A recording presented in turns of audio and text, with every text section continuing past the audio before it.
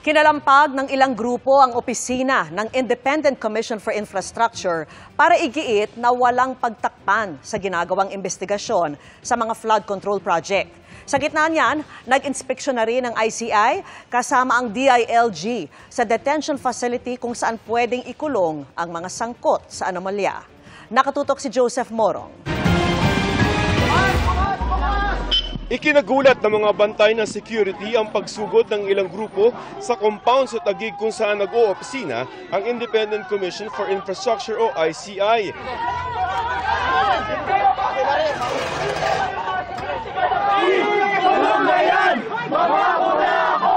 Iginigit ng grupo dito ngayon sa may harap ng ICI kung saan ginagawa yung mga pagdinig na walang i-cover up doon sa kanilang ginagawang investigasyon sa mga flood control projects. Hindi tayo papayag na mga kontraktor lamang, na mga maliliit, na mga alam nating korap ang mananagot. Nanggigigil na yung taong bayan. Bakit hanggang ngayon wala pa silang nailalabmas na mga pangalan? We respect the right of people to free speech.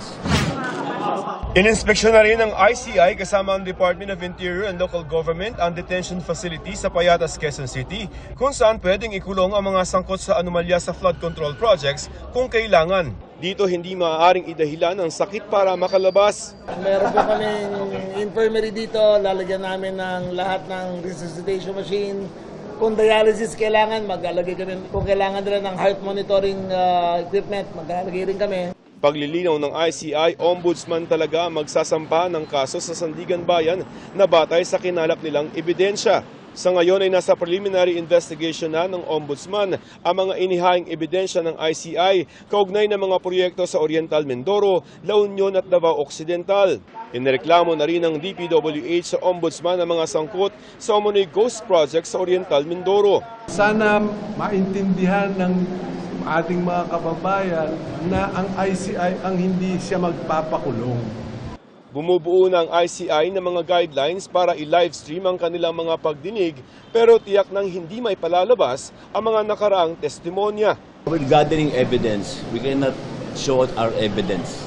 Sa ngayon, puro mga district engineer pa lamang ang mga nairekomendang kasuhan.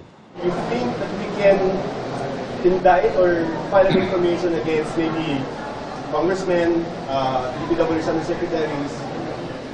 Your question is premature, and we will make sure that our evidence is based on a fair assessment.